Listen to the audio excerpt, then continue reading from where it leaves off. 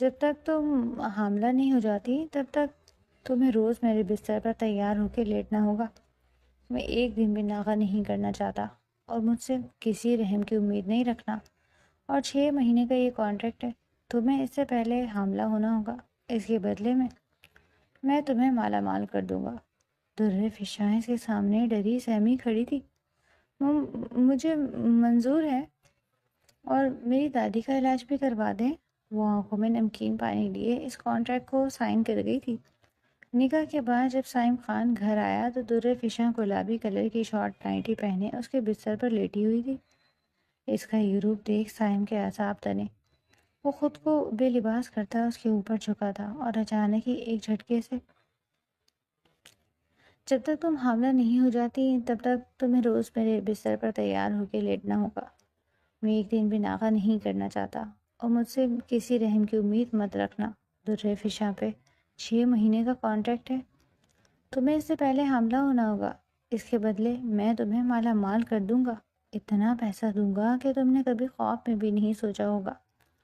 سائم خان کی سرد اور بے رحم آواز اس بڑے سے عالیشان کمرے کی دیواروں سے ٹکرا کر درِ فشاں کے سماعتوں میں اتری۔ اس کے لہجے میں ایک ایسا تکبر اور حاکمیت تھی جس نے درِ فشاں کے وجود میں سنسنی دوڑا دی۔ وہ اس کے سامنے ایک مجرم کی طرح سر جھکائے ڈری سہمی کھڑی تھی۔ اس کے ہاتھ سرد پڑ رہے تھے اور دل پسلیوں سے ٹکرا کر باہر آنے کو بےتاب تھا۔ مجھے منظور ہے۔ اس کی آواز اتنی مدھم تھی کہ بمشکل ہی سنائی دے رہی تھی۔ اس نے ہمت کر کے پلکیں جھپکائیں، اٹھائیں اور سائم کی پتھریلی آنکھوں میں دیکھتے ہوئے کہا، اور میری دادی کا علاج بھی کروا دیں۔ بس مجھے اور کچھ نہیں چاہیے۔ وہ آنکھوں میں نمکین پانی لیے کانپتے ہاتھوں سے اس کا کانٹریکٹ کو سائن کر گئی۔ وہ کاغذ کا ٹکڑا نہیں تھا، اس کا ڈیتھ وارنٹ تھا، اس کی عزت، اس کی انا اور اس کی روح کا سودا تھا۔ لیکن وہ مجبور تھی۔ اس کی بوڑھی دادی جس نے اسے ماں اور باپ دونوں کا پیار دے کر پالا تھا، آج کینسر جیسی موذی مرض سے موت و حیات کی کشمکش میں مبتلا ہسپتال کے بستر پر پڑی تھی۔ ڈاکٹرز نے اخراجات کے لیے اتنی بڑی رقم مانگ لی تھی جو درِ فشاں ساری زندگی خون پسینہ ایک کر کے بھی کما نہیں سکتی تھی۔ اور پھر حالات نے اسے سائم خان کے سامنے لا کھڑا کیا۔ سائم جیسے اپنے وراثت بچانے کے لیے فوری طور پر ایک وارث کی ضرورت تھی، لیکن وہ کسی عورت کو اپنی زندگی میں مستقل شامل نہیں کرنا چاہتا تھا۔ اس لیے اس نے یہ سودا کیا۔ آج اس کے اس نام نہاد نکاح کی پہلی رات تھی۔ کمرے میں مکمل خاموشی تھی۔ درِ فشاں اس وقت سائم خان کے اس وسیع و عریض بیڈ کے بیچوں بیچ بیٹھی تھی۔ اس کے وجود پر لرزہ طاری تھا۔ سائم کی شرط کے مطابق اس نے گلابی رنگ کی وہ شارٹ نائٹی پہن رکھی تھی جو خاص طور پر اسی مقصد کے لیے کمرے میں بھجوائی گئی تھی۔ اس مختصر سے لباس میں وہ خود کو انتہائی غیر محفوظ اور برہنہ محسوس کر رہی تھی۔ اس نے شرم اور خوف کے مارے اپنے ارد گرد ایک موٹا سا کمبل لپیٹ رکھا تھا اور گھٹنوں میں سر دیے خاموشی سے رو رہی تھی۔ یا اللہ، یہ میں کس آزمائش میں پڑ گئی ہوں؟ کیا میری قسمت میں یہی لکھا تھا؟ اس کے دل سے ایک ہوک سی اٹھی۔ اسے اپنی دادی کا مسکراتا ہوا کمزور چہرہ یاد آیا۔ نہیں درِ فشاں، تم کمزور نہیں پڑ سکتی۔ دادی کی سانسیں چل رہی ہیں، ان کا علاج شروع ہو چکا ہے۔ یہ سودا گھاٹے کا نہیں ہے، صرف 6 مہینے کی تو بات ہے۔ اس نے خود کو تسلی دینے کی کوشش کی مگر آنسو تھے کہ رکنے کا نام ہی نہیں لے رہے تھے۔ اچانک کمرے کے دروازے کا لاک گھومنے کی آواز آئی۔ درِ فشاں کا دل جیسے ایک پل کے لیے دھڑکنا بھول گیا۔ اس نے جلدی سے اپنے آنسو صاف کیے اور کمبل کو مزید سختی سے اپنے گرد لپیٹ لیا۔ دروازہ کھلا اور سائم خان اندر داخل ہوا۔ وہ سیاہ 3 پیس سوٹ میں ملبوس تھا۔ اس کی شخصیت میں ایک عجیب سا روپ اور دبدبہ تھا۔ اس نے دروازہ لاک کیا اور اپنی ٹائی کی گرہ کو ڈھیلا کرتے ہوئے بیڈ کی طرف قدم بڑھائے۔ اس کی گہری سیاہ آنکھوں نے بیڈ پر سمٹی ہوئی درِ فشاں کا جائزہ لیا۔ سائم کے قدموں کی آہٹ کے ساتھ درِ فشاں کی دھڑکنیں تیز ہوتی جا رہی تھیں۔ سائم بیڈ کے کنارے پر آ کر رکا۔ اس نے اپنا کوٹ اتار کر صوفے پر پھینکا اور پھر اس کی نظر درِ فشاں پر جم گئی۔ اس نے اس کے گرد لپٹے کمبل کو دیکھا۔ میں نے تمہیں تیار رہنے کا کہا تھا، خود کو اس کمبل میں چھپانے کا نہیں۔ سائم کی آواز میں ایک سرد مہری تھی۔ در فشاں نے کانپتے ہوئے لبوں کو دانتوں تلے دبایا اور نگاہیں جھکائے رکھی۔ اس سے کچھ بولا نہیں جا رہا تھا۔ سائم نے آگے بڑھ کر اسے قریب جگہ لی۔ اس کی موجودگی کی حدت در فشاں کو محسوس ہو رہی تھی۔ سائم کا ہاتھ آگے بڑھا اور اس نے در فشاں کے کاندھے کو چھوا۔ در فشاں کے پورے وجود میں ایک جھرجھری سی دوڑ گئی۔ تم جانتی ہو نا کہ تم یہاں کیوں ہو؟ سائم نے اس کے چہرے کے قریب جھکتے ہوئے کہا۔ اس کی گرم سانسیں در فشاں کے چہرے سے ٹکرا رہی تھی۔ جی؟ در فشاں کے منہ سے بمشکل ایک لفظ نکلا۔ سائم کے اعصاب اس وقت پوری طرح تنے ہوئے تھے۔ وہ ایک مضبوط اور پرکشش مرد تھا، اور در فشاں جیسی خوبصورت اور نازک لڑکی کا یہ ڈرا سہما ہوا روپ اسے ایک عجیب سی کشمکش میں مبتلا کر رہا تھا، مگر اس نے خود پر قابو پایا۔ وہ خود کو اپنی شرٹ کے بٹن کھولتے ہوئے بے لباس کرتا اس کے اوپر جھکا، اور اچانک ہی ایک جھٹکے سے اس نے در فشاں کے گرد لپٹا ہوا وہ کمبل کھینچ کر دور پھینک دیا۔ در فشاں کی ایک دبی دبی سی چیخ نکلی۔ وہ بے ساختہ اپنے دونوں بازو اپنے سینے پر باندھ گئی تاکہ خود کو اس کی تیز اور چبھتی ہوئی نگاہوں سے بچا سکے۔ اس مختصر سے گلابی لباس میں اس کا دودھیا رنگ اور بھی نمایاں ہو رہا تھا۔ شرم و حیا سے اس کا چہرہ سرخ پڑ چکا تھا اور آنکھوں سے موٹے موٹے آنسو ٹوٹ کر اس کے گالوں پر گرنے لگے۔ سائم کی نگاہیں ایک پل کے لیے اس کے سراپے پہ ٹھہری۔ اس کا یہ روپ دیکھ کر سائم کے اندر بھی ایک طوفان سا اٹھا، لیکن اس نے اپنے جذبات کو حاوی نہیں ہونے دیا۔ اس کے لیے صرف ایک کانٹریکٹ تھا، ایک ضرورت تھی۔ یہ آنسو اور یہ ڈرامے میرے سامنے مت کرنا در فشاں۔ سائم نے اس کے دونوں ہاتھ سختی سے پکڑ کر اس کے سینے سے ہٹائے اور انہیں بیڈ پر دبا دیا۔ تم نے یہ کانٹریکٹ اپنی مرضی سے سائن کیا ہے، میں نے تمہیں خریدا ہے، اب تم پر میرا حق ہے اور میں اپنا حق لینے میں کوئی ہچکچاہٹ محسوس نہیں کروں گا۔ در فشاں نے اپنی آنکھیں سختی سے بھینچ لی۔ اس کی روح تک کانپ رہی تھی۔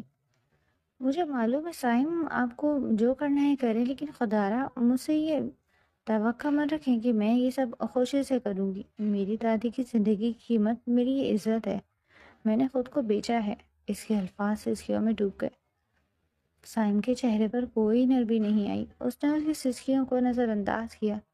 اس کے مضبوط ہاتھ در فشاں کے نازک وجود پر اپنی حاکمیت قائم کر رہے تھے۔ در فشاں نے اپنا چہرہ تکیے میں چھپا لیا۔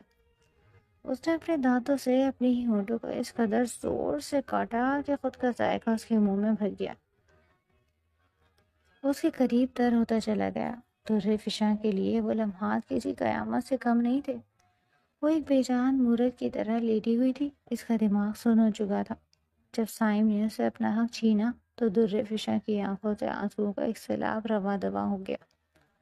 اس کے اندر جیسے کچھ ٹوٹ کر بکھر گیا تھا۔ اس کی عزت، اس کا وقار، اس کے خواب، سب اس بڑے سے سرد کمرے کے نظر ہو گئے۔ وہ جسمانی اذیت سے زیادہ اس ذہنی اور روحانی کرب میں مبتلا تھی کہ آج اسے اپنی دادی کی جان بچانے کے لیے کس نہج پر گرنا پڑا۔ سائم اپنا حق وصول کر چکا تھا۔ اس نے ایک سرسری سی نگاہ در فشاں پر ڈالی جو بیڈ کے ایک کونے میں سمٹی گھٹنوں میں چہرہ دیے مسلسل رو رہی تھی۔ اس کے وجود سے ابھی تک سسکیاں پھوٹ رہی تھیں۔ سائم کو ایک پل کے لیے اس پر ترس آیا، لیکن پھر اس نے اپنے دل کو سخت کر لیا۔ وہ اپنا تولیہ اٹھا کر باتھ روم کی طرف بڑھ گیا۔ باتھ روم کا دروازہ بند ہوتے ہی در فشاں نے تکیے میں منہ دے کر ایک لمبی اور دردناک چیخ ماری۔ اس کا دل خون کے آنسو رو رہا تھا۔ میں نے یہ کیا کر دیا؟ وہ خود سے سوال کر رہی تھی۔ کیا دادی کبھی جان پائیں گی کہ ان کی دوائیوں کی قیمت کیا ہے؟ کیا وہ کبھی مجھے اس حال میں دیکھ کر زندہ رہ پائیں گی؟ اس نے اپنے بکھرے ہوئے بالوں کو سمیٹا اور بیڈ شیٹ کو اپنے گرد لپیٹ دیا۔ اس کا جسم درد کر رہا تھا، مگر اس کی روح کا گھاؤ اس سے کہیں زیادہ گہرا تھا۔ وہ جانتی تھی کہ یہ اذیت ایک رات کی نہیں، یہ 6 مہینے کا عذاب تھا جو اسے ہر رات سہنا تھا۔ اسے ہر رات سائم خان کے بستر کی زینت بننا تھا، بغیر کسی محبت کے، بغیر کسی جذبے کے، صرف ایک وارث پیدا کرنے کے لیے، ایک مشین کی طرح۔ وہ بستر سے اٹھی اور آہستہ قدموں سے چلتی ہوئی کھڑکی کے پاس جا کر کھڑی ہو گئی۔ باہر آسمان پر تاریکی چھائی ہوئی تھی، بالکل اس کی اپنی زندگی کی طرح۔ اس نے آسمان کی طرف دیکھا اور سسکی بھرتے ہوئے بولی، اے میرے رب، مجھے اس آزمائش سے نکالنے کی ہمت دے، میری دادی کو صحت دے دے۔ تاکہ میرا یہ سودا، میرا یہ بک جانا رائگاں نہ جائے۔ وہ رات بھر اسی کھڑکی کے پاس زمین پر بیٹھی خاموشی سے روتی رہی، اور اس سرد حویلی کی دیواریں اس کی بے بسی پر خاموشی تماشائی بنی رہی۔ سائم خان کے لیے رات صرف اس کے کانٹریکٹ کی پہلی سیڑھی تھی، لیکن در فشاں کے لیے یہ اس کی زندگی کی وہ تاریک ترین رات تھی جس نے اسے اندر سے کھوکھلا کر دیا۔ دن اور رات کا یہ چکر اب در فشاں کی زندگی کا ایک ایسا معمول بن چکا تھا جو کسی اذیت ناک سزا سے کم نہیں تھا۔ 1 مہینہ بیت چکا تھا، 30 راتیں، 30 بار خود کو مار کر زندہ کرنے کا عمل۔ شام کے 7 بج رہے تھے۔ یہ وہ وقت تھا جب اسے اپنی ڈیوٹی پر حاضر ہونا تھا۔ وہ ڈریسنگ ٹیبل کے سامنے بیٹھی اپنے عکس کو گھور رہی تھی۔ آئینے میں نظر آنے والی لڑکی بظاہر بہت حسین تھی۔ مہنگے زیورات، برانڈڈ میک اپ نے اس کے چہرے کی زردی چھپا دیا تھا، مگر وہ جانتی تھی کہ اس طرح کے نیچے کتنی ویرانی ہے۔ اس نے کانپتے ہاتھوں سے گہری سرخ رنگ کی لپسٹک اپنے ہونٹوں پر لگائی۔ یہ رنگ اسے پسند نہیں تھا۔ اسے تو ہلکے گلابی شیڈز پسند تھے، مگر سائم خان کو گہرے رنگ پسند تھے، اور اب اس کی پسند ناپسند کی کوئی اہمیت نہیں تھی۔ وہ اب در فشاں نہیں تھی، وہ سائم خان کی خریدی ہوئی ایک شے تھی، ایک مشین تھی جسے وارث پیدا کرنے کے لیے حاصل کیا گیا تھا۔ تمہیں روز میرے بستر پر تیار ہو کے لیٹنا ہوگا۔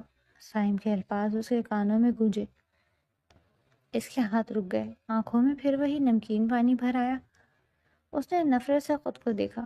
کیا فرق رہ گیا ہے مجھ میں اور بازار میں بیٹھنے والی کسی عورت میں؟ اس نے خود سے سوال کیا۔ وہ بھی پیسے کے لیے اپنی جسم بیچتی ہے اور میں بھی۔ بس فرق یہ ہے کہ میرے پاس نکاح نامے کا ایک کاغذ ہے جو اس سودے کو حلال کا نام دیتا ہے، لیکن حقیقت تو یہی ہے نا در فشاں کہ تم بک گئی ہو۔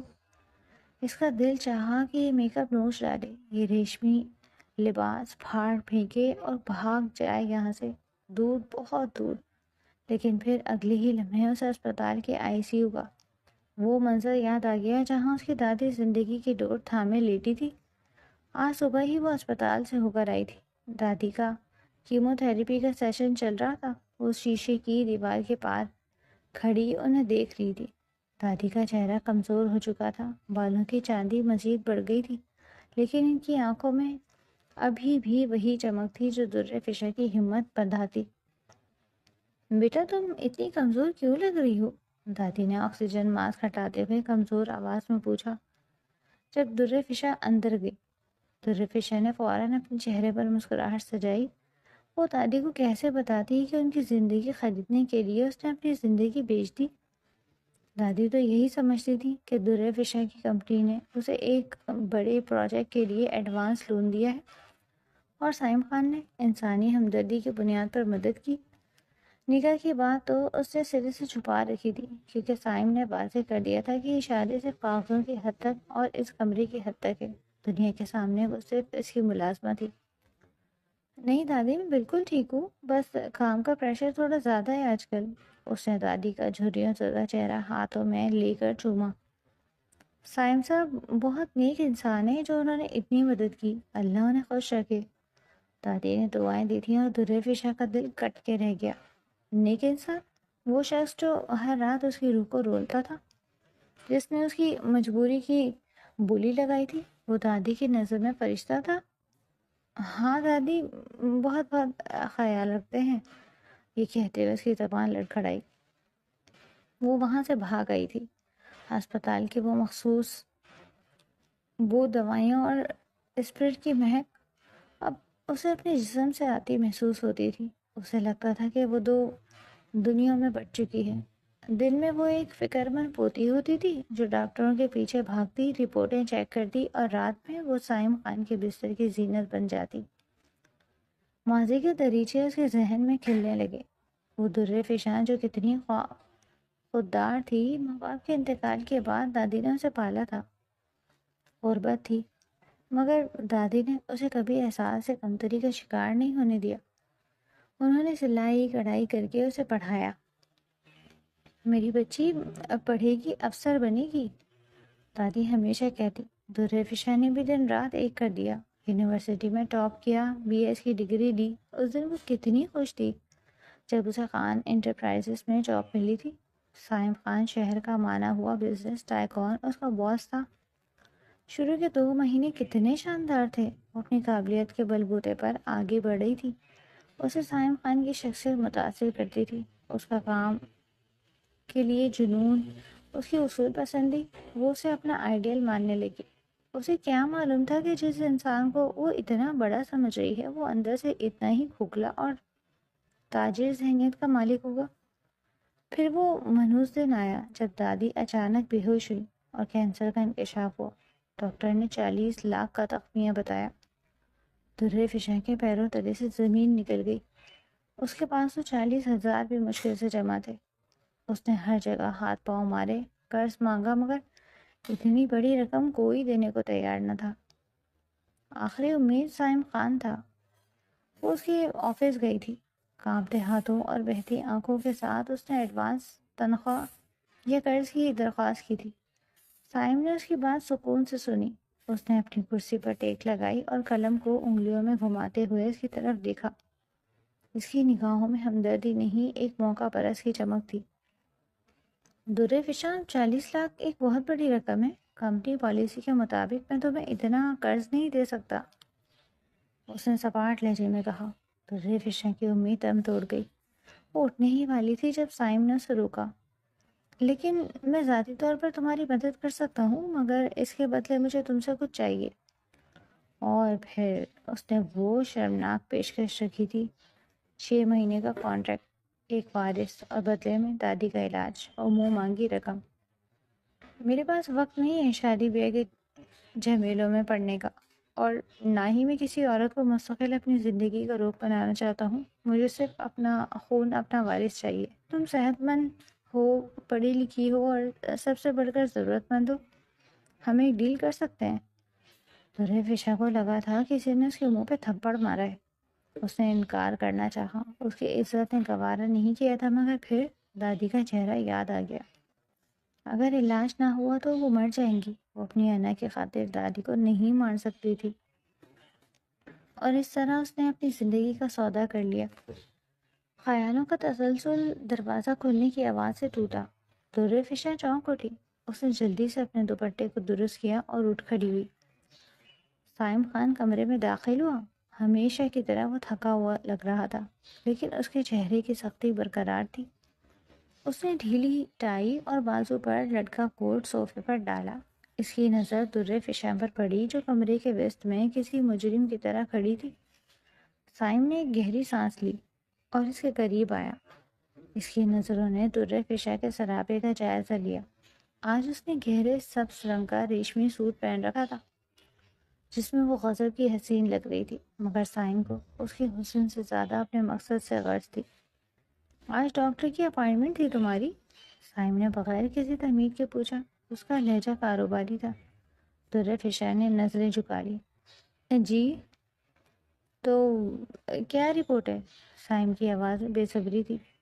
ابھی کچھ کنفرم نہیں ہے، ڈاکٹر نے کہا ہے کہ ابھی وقت لگے گا۔ درے فشاں نے بمشکل جواب دیا۔ سائم کے ماتھے پر بل پڑ گئے۔ وہ جھنجھلا کر پیچھے ہٹا۔ 1 مہینہ ہو گیا ہے درے فشاں، میرے پاس ضائع کرنے کے لیے سالوں نہیں ہے۔ مجھے جلد از جلد رزلٹ چاہیے۔ میں نے تمہیں لاکھوں روپے صرف اس لیے نہیں دیے کہ تم یہاں سچ سمجھ کر کھڑی رہو۔ اس کے الفاظ نشتر کی طرح چبھ رہے تھے۔ درے فشاں کی آنکھوں میں آنسو تیرنے لگے۔ یہ میرے اختیار میں تو نہیں ہے سائم صاحب، اللہ کی دین ہے، تو دعائیں مانگو اپنے اللہ سے، سائم نے خدا کر کہا۔ کیونکہ اگر یہ کانٹریکٹ پورا نہ ہوا تو میں ڈیل کینسل کرنے میں دیر نہیں لگاؤں گا، اور تم جانتی ہو اس کا کیا مطلب ہوگا۔ تمہاری دادی کا علاج رک جائے گا اور تمہیں یہاں سے خالی ہاتھ جانا پڑے گا۔ درے فشاں کا رنگ فاق پڑ گیا۔ وہ خوفزدہ نظروں سے اسے دیکھنے لگی۔ آپ ایسا نہیں کر سکتے، علاج بیچ میں نہیں رک سکتا، وہ مر جائے گی۔ اس کی آواز رن گئی۔ سائم اس کے قریب آیا اور اس کا بازو دبوچ لیا۔ تو پھر مجھے خوشخبری دو، مجھے مایوسی پسند نہیں ہے۔ اس کے لمس سے درے فشاں کے جسم میں کراہت کی لہر دوڑ گئی، مگر وہ ساکت رہی۔ وہ جانتی تھی کہ مزاحمت کا کوئی فائدہ نہیں۔ سائم نے اسے اپنی طرف کھینچا۔ اس کی آنکھوں میں وہی حیوانیت تھی جو درے فشاں کو ہر رات خوفزدہ کر دیتی۔ تیار ہوں میں، اس نے لرزتے ہونٹوں سے کہا، اپنی عزت نفس کو ایک بار پھر پیروں تلے رونتے۔ میں نے کبھی انکار نہیں کیا۔ سائم نے اس کے چہرے کو غور سے دیکھا، اس کی آنکھوں میں تیرتے آنسو اور چہرے پر پھیلا خوف۔ اسے ایک لمحے کے لیے کچھ عجیب سا لگا، شاید ضمیر کی کوئی ہلکی سی خلش تھی، مگر اس نے اسے جھٹک دیا۔ رونا بند کرو، اس نے سختی سے کہا، مجھے تمہاری یہ مگرمچھ کے آنسو نہیں دیکھنے۔ تم ایک بیوی کا کردار ادا کر رہی ہو تو اسے ڈھنگ سے نبھاؤ، کم از کم اس وقت تک جب تک میرا کام نہیں ہو جاتا۔ اس نے درِ فشاں کو بیڈ کی طرف دھکیلا۔ درِ فشاں لڑکھڑا کر بیڈ کے کنارے گری۔ اس نے آنکھیں میچ لی۔ اگلے چند گھنٹے وہی اذیت، وہی گھٹن اور وہی خاموشی چیخیں تھی۔ سائن کی موجودگی اس کے لیے کسی عذاب سے کم نہیں تھی۔ ہر لمس پر اسے لگتا تھا کہ اس کے جسم کا کوئی حصہ اسے چھین لیا گیا۔ وہ بس ذہن میں دادی کا نام دہراتی رہی، خود کو یقین دلاتی رہی کہ یہ سب ایک مقصد کے لیے ہے۔ جب سب ختم ہوا اور سائن گہری نیند سو گیا تو درِ فشاں دبے پاؤں بستر سے اٹھی۔ اس کا جسم دکھ رہا تھا اور روح چھلنی تھی۔ وہ واش روم میں گئی اور شاور کے نیچے کھڑی ہو گئی۔ ٹھنڈا پانی اس کے جسم پر گر رہا تھا۔ وہ اپنی جلد کو رگڑ رگڑ کر صاف کرنے لگی، جیسے وہ سائم کے لمس کے نشان مٹا دینا چاہتی ہو۔ وہ روتی رہی، سسکیاں پانی کے شور میں دبتی رہیں۔ یا اللہ بس کر دے، اب اور ہمت نہیں ہے، مجھے اولاد دے دے یا موت دے دے، میں اس گندگی میں مزید نہیں رہ سکتی۔ وہ فرش پر بیٹھ گئی اور گھٹنوں میں سر دے کر پھوٹ پھوٹ کر روئی۔ اسے محسوس ہوتا تھا کہ وہ ایک طوائف سے بھی بدتر ہے۔ ایک طوائف شاید اپنی مرضی سے یا مجبوری سے ہی کام کرتی ہے، مگر اس کا کوئی نہ کوئی ٹھکانہ ہوتا ہے، اس کی کوئی نہ کوئی اپنی دنیا ہوتی ہے۔ مگر درِ فشاں کے پاس تو اپنا کچھ بھی نہیں تھا، نہ یہ گھر، نہ یہ شوہر اور نہ ہی یہ جسم، سب کچھ گروی رکھا ہوا تھا۔ صبح کی پہلی کرن کے ساتھ وہ پھر سے تیار ہو رہی تھی، آنکھوں کے گرد پڑنے والے حلقوں کو کنسیلر سے چھپایا، چہرے پر مصنوعی تازگی لائی، کیونکہ اب اسے ہسپتال جانا تھا، اپنی دادی کے پاس جن کے خاطر وہ ہر رات مرتی تھی۔ وہ کمرے سے نکلنے لگی تو سائم کی آنکھ کھل گئی۔ وہ کوہنی کے بل لیٹا اسے دیکھ رہا تھا۔ آج شام تیار ہے نا؟ سائم کی بھاری آواز آئی۔ اور ڈاکٹر سے دوبارہ ملو، مجھے بہانے نہیں چاہیے۔ درِ فشاں رکی، اس نے مڑ کر سائم کو نہیں دیکھا، بس سر ہلا دیا اور کمرے سے باہر نکل گئی۔ باہر کی کھلی فضا میں آ کر اس نے لمبی سانس لی۔ گاڑی ڈرائیور کے ساتھ تیار کھڑی تھی۔ وہ گاڑی میں بیٹھی اور اسپتال کی طرف روانہ ہو گئی۔ راستے میں اس کا جی بتلانے لگا، سر چکرایا اور ایک عجیب سی کمزوری محسوس ہوئی۔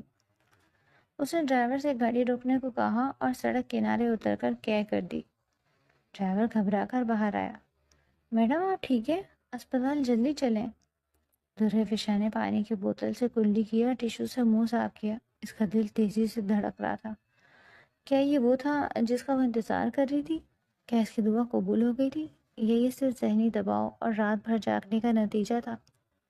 اس کے ہاتھ لاشعوری طور پر اپنے پیٹ پر گئے۔ ایک عجیب سا احساس ہوا، اگر وہ حاملہ ہے تو اس کا مطلب ہے کہ اس قید سے آزادی کا وقت قریب ہے۔ اسپتال چلو جلدی، اس نے ڈرائیور سے کہا، مگر اس بار اس کی منزل دادی کا وارڈ نہیں بلکہ گائناکالوجسٹ کا کلینک تھا۔ ہسپتال پہنچ کر وہ سیدھی لیبارٹری گئی۔ اس نے ٹیسٹ کروایا۔ وہ 1 گھنٹہ جو رپورٹ کے انتظار میں گزرا وہ اس کی زندگی کا طویل ترین گھنٹہ تھا۔ وہ ویٹنگ ایریا میں بیٹھی مسلسل آیت کریمہ کا وٹ کر رہی تھی۔ بی بی، درِ فشاں، نرس نے آواز دی۔ وہ جھٹکے سے اٹھی اور کاؤنٹر کی طرف بڑھی۔ نرس نے ایک لفافہ اس کے ہاتھ پہ تھمایا۔ درِ فشاں کے ہاتھ کانپ رہے تھے۔ اس نے وہیں کھڑے کھڑے لفافہ کھولا۔ رپورٹ پر لکھے الفاظ اس کی آنکھوں کے سامنے ناچنے لگے۔ وہ حاملہ تھی۔ اس کے لبوں پر ایک بے اختیار دیوانی سی مسکراہٹ آ گئی، آنکھوں سے آنسو گرے اور کاغذ پر جذب ہو گئے۔ میں آزاد ہو گئی، اس نے سرگوشی کی۔ میں نے اپنا حصہ پورا کر دیا، اب مجھے مزید سائم خان کے بستر پر نہیں لیٹنا پڑے گا، اب مجھے مزید نیلام نہیں ہونا پڑے گا۔ اس نے رپورٹ سینے سے لگائی اور دادی کے وارڈ کی طرف بھاگی۔ اسے لگ رہا تھا کہ اس کے کندھوں سے منو بوجھ اتر گیا۔ دادی سو رہی تھی، مگر درِ فشاں نے دور سے ہی انہیں دیکھا اور دل ہی دل میں کہا، دادی آپ کی زندگی بچ گئی اور میری عزت بھی۔ اب بس کچھ مہینوں کی بات ہے، جیسے ہی یہ بچہ اس دنیا میں آئے گا میں اسے سائم خان کے حوالے کر دوں گی اور آپ کو لے کر یہاں سے اتنی دور چلی جاؤں گی جہاں اس منحوس معاہدے کا سایہ بھی ہم تک نہ پہنچ سکے۔ شام کو جب وہ گھر واپس آئی تو اس کے انداز میں ایک تبدیلی تھی۔ وہ ڈری سہمی ہوئی اس در فشاں نہیں لگ رہی تھی، اس کی آنکھوں میں ایک عزم تھا۔ وہ جانتی تھی کہ آج رات اسے سائم کے سامنے سر جھکا کر نہیں بلکہ سر اٹھا کر کھڑا ہونا ہے۔ کمرے میں داخل ہو کر اس نے دیکھا کہ سائم پہلے سے موجود تھا اور لیپ ٹاپ پر کچھ کام کر رہا تھا۔ در فشاں کو دیکھتے ہی اس نے گھڑی کی طرف دیکھا۔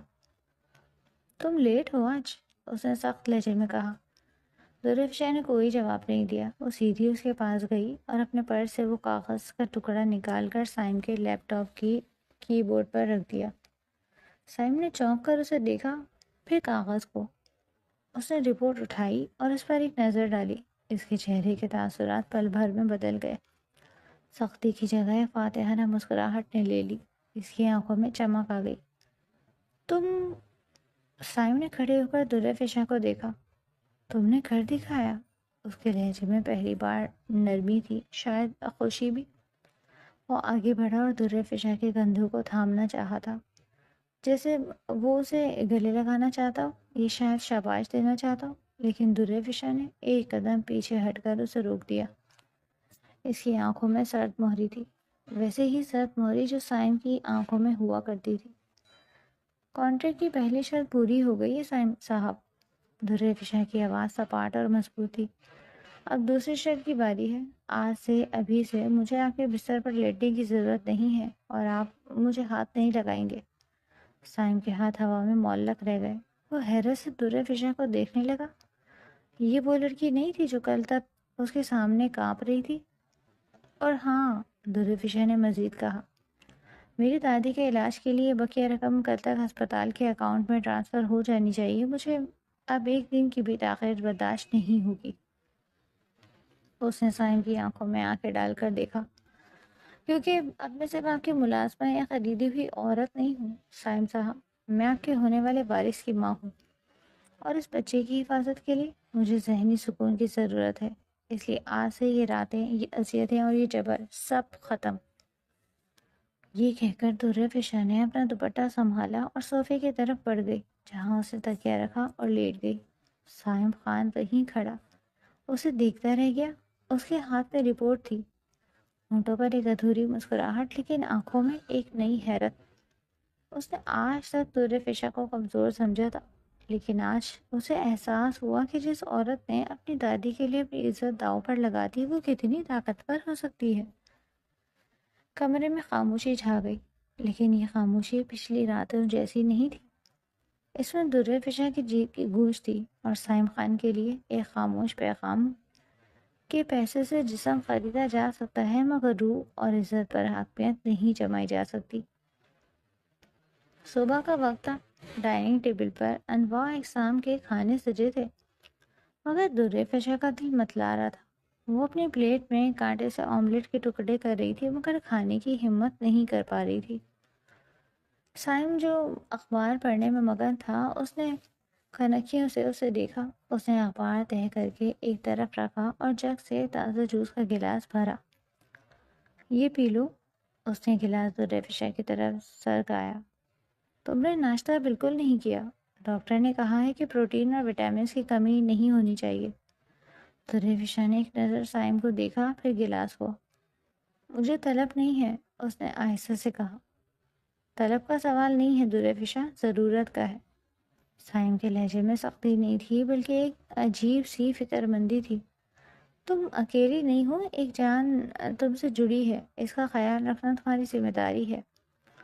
درفشا کے لبوں پر ایک طنزیہ مسکراہٹ ابھری۔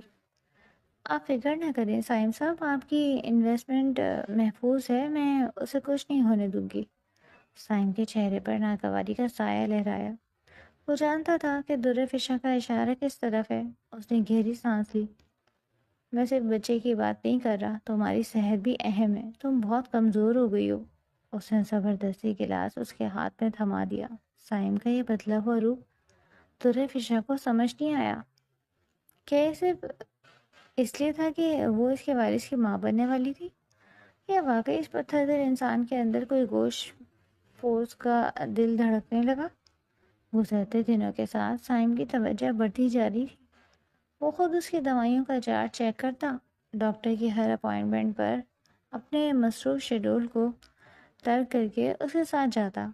رات کو اگر در فشا کو نیند نہ آتی یا کمر میں درد ہوتا تو سائم جاگتا رہتا۔ اس نے گھر میں ملازموں کی فوج کھڑی کر دی تھی تاکہ در فشا کو پانی پینے کے لیے بھی اٹھنا نہ پڑے۔ سائم جو پہلے سے اس کے حسن کا دیوانہ تھا، اب اسی شخصیت کے دوسرے پہلوؤں سے آشنا ہو رہا تھا۔ وہ دیکھ رہا تھا کہ در فشا کتنی صابر لڑکی ہے، وہ تکلیف میں بھی شکایت نہیں کرتی۔ اس کی آنکھوں میں جو حیا اور وقار تھا وہ سائم کو اپنے کیے پر پشیمان کرنے لگا۔ وہ اکثر سوچتا کہ کاش اس نے در فشا سے یہ سودا کرنے کے بجائے عزت سے اسے اپنی زندگی میں شامل کیا ہوتا، مگر اب بہت دیر ہو چکی تھی۔ در فشا نے اپنے گرد خاموشی کا ایک ایسا حصار قائم کر لیا تھا جسے توڑنا سائم کے بس میں نہیں تھا۔ دوسری طرف دادی کی طبیعت میں بہتری آ رہی تھی۔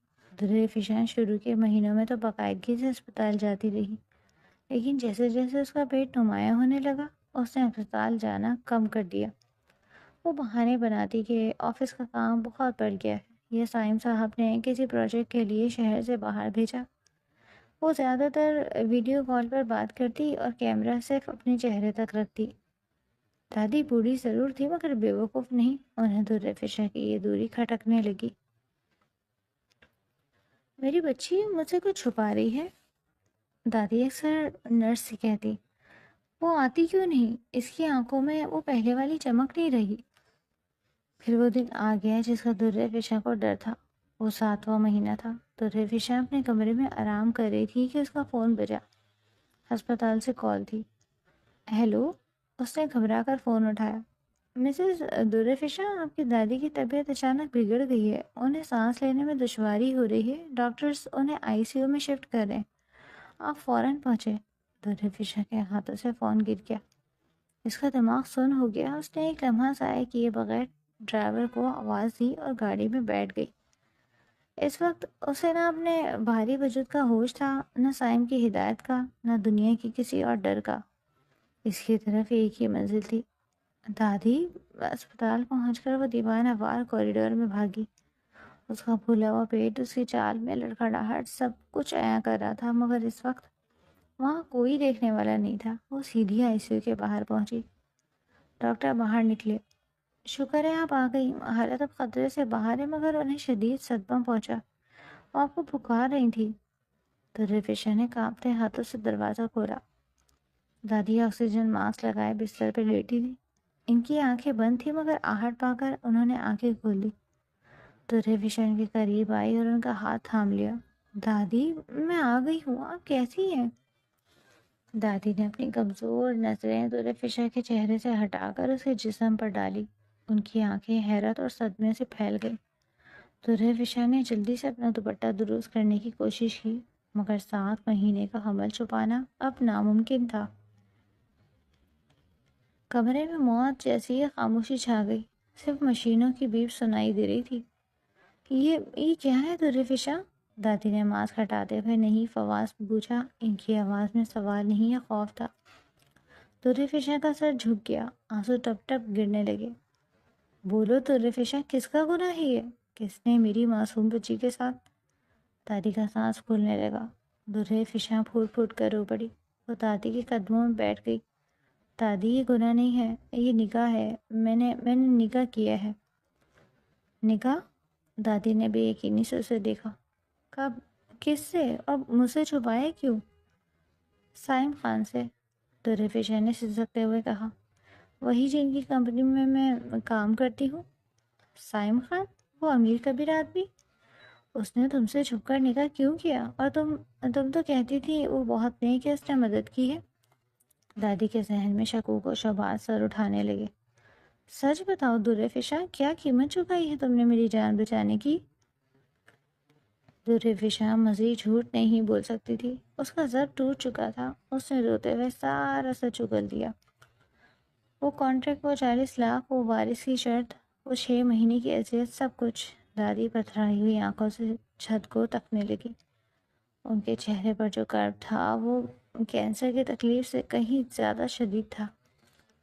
یا اللہ، یہ میں نے کیا سن لیا؟ دادی نے اپنے دونوں ہاتھوں سے اپنا چہرہ پیٹ لیا۔ میں مر کیوں نہیں گئی؟ میری زندگی کی قیمت تم نے اپنی عزت بیچ کر چکائی۔ ارے پگلی، میں تو ویسے بھی اپنی عمر سے جی چکی تھی، تم نے اپنا جیون کیوں برباد کیا؟ دادی پلیز، میں آپ کو کھونا نہیں چاہتی تھی۔ درے فشان کے ہاتھ چومتی رہی۔ یہ سودا نہیں، گھاٹا ہے میری بچی، تم نے ایک مردہ جسم میں جان ڈالنے کے لیے اپنی زندہ روح کو مار دیا۔ میں خود کو کبھی معاف نہیں کر پاؤں گی، کبھی نہیں۔ دادی زاروں قطار رونے لگی، ان کا بلڈ پریشر شوٹ کرنے لگا۔ ڈاکٹرز فوراً اندر آ گئے اور درے فشا کو باہر نکال دیا۔ اس دن کے بعد سے دادی زندہ تو تھی، مگر ان کے اندر جینے کی تمنا ختم ہو گئی تھی۔ وہ درے فشا سے بات کرتی تو ان کی آنکھوں میں ایک شرمندگی ہوتی۔ سائم خان کا نام سن کے وہ منہ پھیر لیتی۔ دن گزرتے گئے، حمل کے آخری ایام آ گئے۔ 9واں مہینہ شروع ہو چکا تھا۔ درے فشا کا چلنا پھرنا مشکل ہو گیا تھا۔ اس کے پاؤں پر سوجن آ گئی تھی اور کمر کا درد اسے چین نہیں لینے دیتا۔ سائم اب گھر پر ہی رہتا۔ وہ اپنا آفس گھر لے آیا تھا۔ وہ درے فشا کی تکلیف کو محسوس کرتا۔ راتوں کو جب درے فشا درد سے کراتی تو سائم اٹھ کر اس کے پیر دباتا۔ پہل درے فشا منع کرتی، ہاتھ پیچھے کھینچ لیتی، مگر اب اس میں مزاحمت کی طاقت نہیں رہی تھی۔ ایک رات بارش ہو رہی تھی۔ درے فشا کھڑکی کے پاس بیٹھی تھی۔ سائم اس کے لیے گرم دودھ لے کر آیا۔ درے فشا، اس نے نرمی سے پکارا۔ یہ پی لو۔ درے فشا نے خاموشی سے گلاس لے لیا۔ میں جانتا ہوں تم مجھ سے نفرت کرتی ہو، سائم نے اچانک کہا۔ وہ اس کے سامنے کرسی پر بیٹھ گیا۔ اور تمہاری نفرت جائز ہے، میں نے جو کیا وہ کوئی انسان نہیں کرتا، میں نے تمہاری مجبوری کا فائدہ اٹھایا۔ درے فشا نے چونک کر اسے دیکھا۔ سائم خان اعتراف جرم کر رہا تھا؟ لیکن یقین مانو درے فشا، ان پچھلے 9 مہینوں میں نے تمہیں جانا۔ تم صرف ایک خوبصورت عورت نہیں ہو، تم ایک مضبوط چٹان ہو۔ تمہاری دادی کے لیے تمہاری قربانی، تمہارا صبر، ان سب نے مجھے بدل دیا ہے۔ مجھے نہیں معلوم کہ اس کانٹریکٹ کے بعد کیا ہوگا، لیکن میں تمہیں یہ بتانا چاہتا ہوں کہ مجھے اپنے کیے پر پچھتاوا ہے۔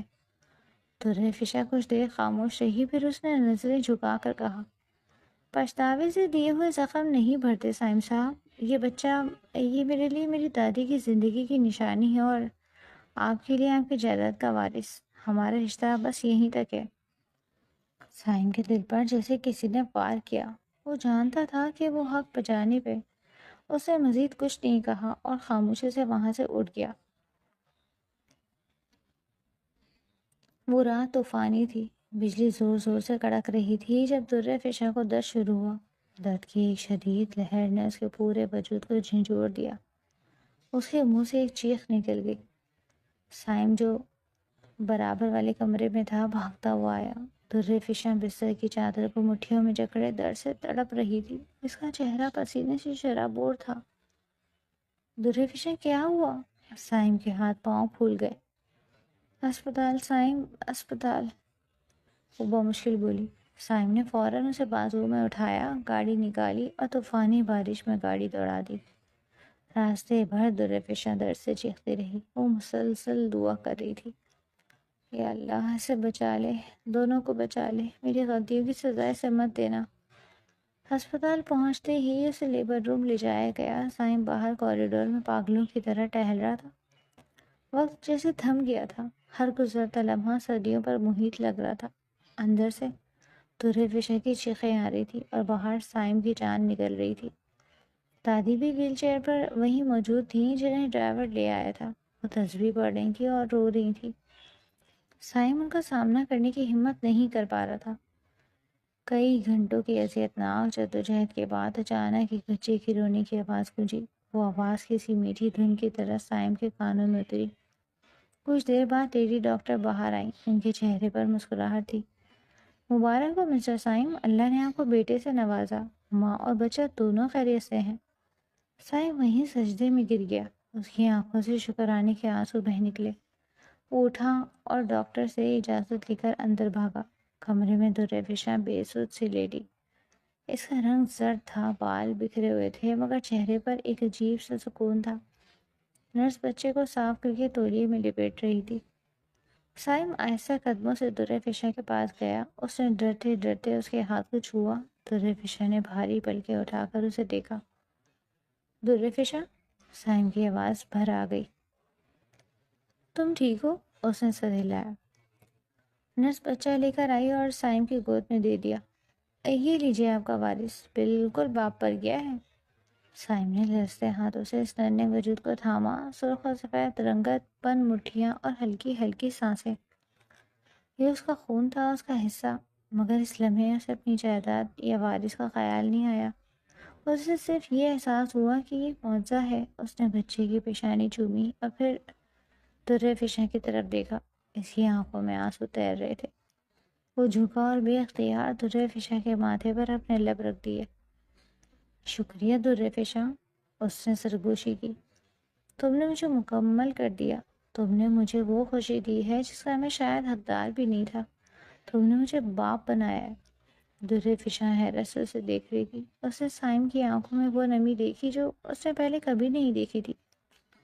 اس لمحے اسے لگا کہ شاید وہ سائم خان مر چکا ہے جس نے اسے خریدا تھا، اور یہ کوئی نیا انسان ہے جو اس کے سامنے کھڑا ہے. بچے کو دیکھو گی؟ سائم نے بچے کو اس کے قریب کیا. درفشاں نے اپنے بیٹے کو دیکھا. ممتا کا ایک سیلاب اس کے اندر امڑ آیا. اس نے کانپتے ہاتھوں سے اپنے بیٹے کے گال کو چھوا. اس کی ساری تکلیف، ساری اذیت اس ایک لمحے میں کہیں گم ہو گئی. میرا بیٹا، اس کے لبوں سے نکلا.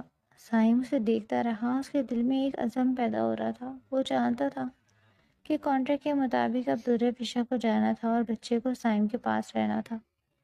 لیکن سائم نے اس ننھے وجود کو اپنی گود میں اور درفشاں کو اس بیڈ پر دے کر فیصلہ کر لیا تھا کہ وہ ایسا نہیں ہونے دے گا.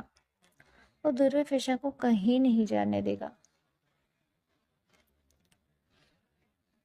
کمرے میں زاویہ سکون سے سو رہا تھا. درفشاں بیڈ کے کنارے بیٹھی اپنے سامان کا بیگ تیار کر رہی تھی. اس کے ہاتھ کپڑے طے کرتے ہوئے کانپ رہے تھے اور آنکھوں سے مسلسل آنسو بہہ رہے تھے. آج اسے ڈسچارج ملنے والا تھا. کانٹریکٹ کے مطابق یہ وہ دن تھا جب اسے اپنے بیٹے کو سائم خان کے حوالے کر کے ہمیشہ کے لیے اس کی زندگی سے نکل جانا تھا. اس نے ایک نظر اپنے سوئے ہوئے بیٹے پر ڈالی جس کی ننھی مٹھیاں بند تھی. ممتا اس کے اندر ٹھاٹے مار رہی تھی. دل چاہ رہا تھا کہ وہ چیخ چیخ کر روئے اور کہے کہ وہ اپنے بچے کے بغیر نہیں جی سکتی، مگر وہ وعدے کی پابند تھی. اس نے اپنی دادی کی زندگی خریدی تھی اور قیمت میں اپنا بیٹا دینا تھا. دروازہ کھلا اور سائم خان اندر داخل ہوا. اس کے ہاتھ میں ایک فائل تھی. اس کے چہرے پر سنجیدگی. درفشاں نے جلدی سے آنسو پوچھے اور بیگ کی زپ بند کر دی. اس نے ہمت مجتمع کی اور سپاٹ لہجے میں بولی، میں تیار ہوں سائم صاحب، میرا سامان پیک ہے. دادی باہر گاڑی میں میرا انتظار کر رہی ہیں. کانٹریکٹ کے مطابق بچہ آپ کا ہے، میں جا رہی ہوں. اس کا گلا رون گیا. وہ تیزی سے آگے بڑھی تاکہ اپنے جذبات پر قابو پا سکے اور جھولے کی طرف نہ دیکھے. وہ دروازے تک پہنچی ہی تھی کہ سائم کی آواز نے اسے روک لیا. رک جاؤ درفشاں. سائم کی آواز میں التجا تھی. درفشاں کے قدم جم گئے. وہ مڑی نہیں. میں نے کہا رک جاؤ. سائم اس کے قریب آیا اور اس کے سامنے کھڑا ہو گیا. اس نے وہ فائل درفشاں کی طرف بڑھائی. یہ لو. درفشاں نے لرزتے ہاتھوں سے فائل تھامی. اسے لگا شاید یہ طلاق کے کاغذات ہیں یا پھر کانٹریکٹ کی تکمیل کا کوئی قانونی ثبوت.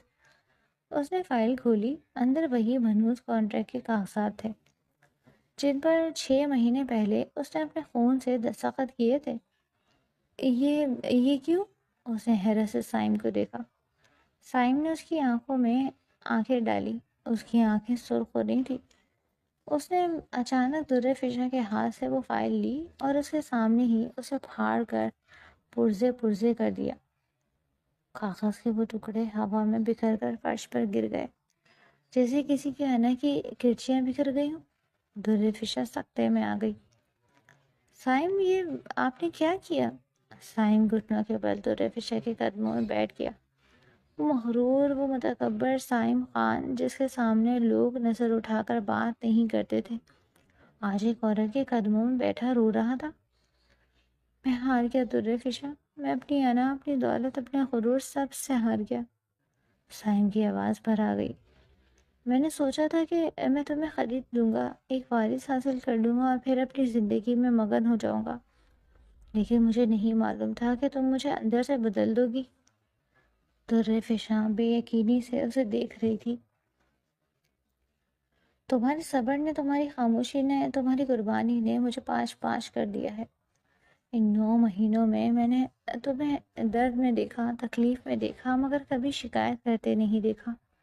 تم نے میری نفرت کے بدلے مجھے ایک خاندان دیا، ایک بیٹا دیا۔ سائم نے سر اٹھایا، اس کے گالوں پر آنسو بہہ رہے تھے۔ درفشا، مجھے معاف کر دو، خدا را مجھے معاف کر دو، میں جانور بن گیا، میں نے تمہاری مجبوری کا فائدہ اٹھایا، میں اس لائق نہیں ہوں کہ تم مجھے معاف کرو، لیکن میں تمہیں کھونا نہیں چاہتا، میں زاویار کو ماں کے بغیر نہیں پالنا چاہتا تھا، اس سب سے بڑھ کر میں اب تمہارے بغیر سانس بھی نہیں لے سکتا۔ سائم نے درفشا کا ہاتھ تھام لیا۔ مجھے تم سے محبت ہو گئی درفشا، یہ سودا نہیں رہا اب، یہ زندگی کا معاملہ ہے، پلیز مجھے چھوڑ کر مت جاؤ، مجھے ایک موقع دے دو کہ میں اپنی غلطیوں کا کفارہ ادا کر سکوں۔ میں ساری زندگی تمہیں پلکوں پر بٹھا کر رکھوں گا، میں تمہاری دادی سے معافی مانگوں گا، دنیا کے سامنے اعتراف کروں گا کہ تم میری بیوی ہو، میری عزت ہو، بس مجھے اس اندھیرے میں اکیلا مت چھوڑو۔ درفشا کے آنسوؤں کا بند ٹوٹ گیا، وہ بھی وہیں فرش پر بیٹھ گئی اور سائم کے کندھے پر سر رکھ کر پھوٹ پھوٹ کر رو دی۔ وہ سارے دکھ، وہ ساری اذیتیں جو اس نے مہینوں اپنے سینے میں دبائے رکھی تھی، آج آنسو بن کر بہہ نکلی۔ سائم، آپ جانتے ہیں میں نے کتنا درد سہا ہے، میری روح چھلنی کر دی تھی آپ نے، درفشا نے ہچکیوں کے درمیان کہا۔ جانتا ہوں میری جان، میں مجرم ہوں تمہارا، تم جو سزا دو گی مجھے قبول ہے، بس جدائی کی سزا مت دینا۔ سائم نے اسے اپنے حصار میں لے لیا، جسے وہ اسے دنیا کی ہر تکلیف سے بچانا چاہتا ہو۔ کچھ دیر تک کمرے میں صرف ان دونوں کے رونے کی آوازیں تھیں، پھر درفشا نے سر اٹھایا۔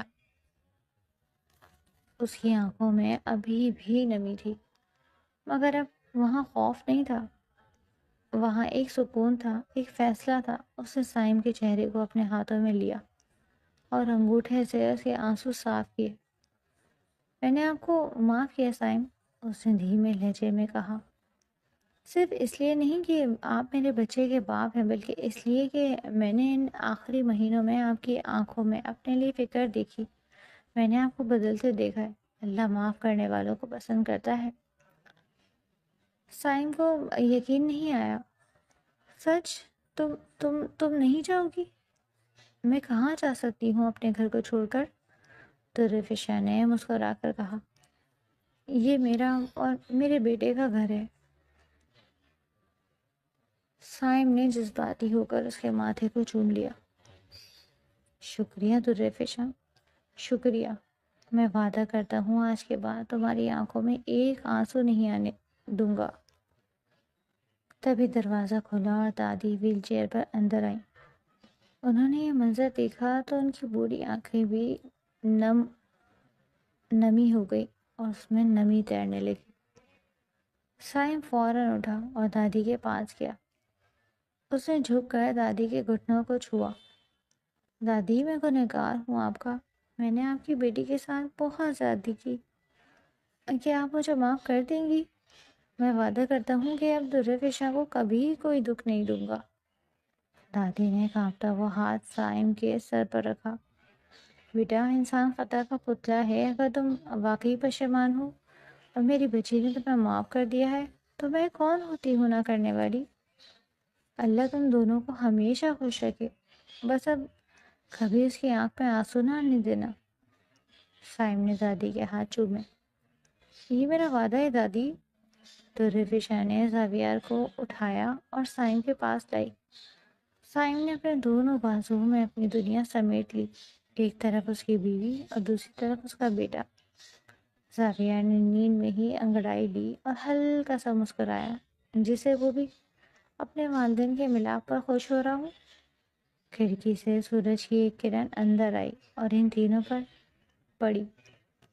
تاریکی چھٹ چکی تھی، کانٹریکٹ کی وہ کالی رات ختم ہو گئی تھی اور محبت کا ایک روشن سفیرہ طلوع ہو چکا تھا۔ درویشا نے سائم کے کندھے پر سر رکھا اور سائم نے اسے تھام لیا۔ یہ ایک نئی شروعات تھی، ایک مکمل اور خوشگوار زندگی، جہاں اب کوئی سودا نہیں تھا، صرف بے لوث محبت تھی۔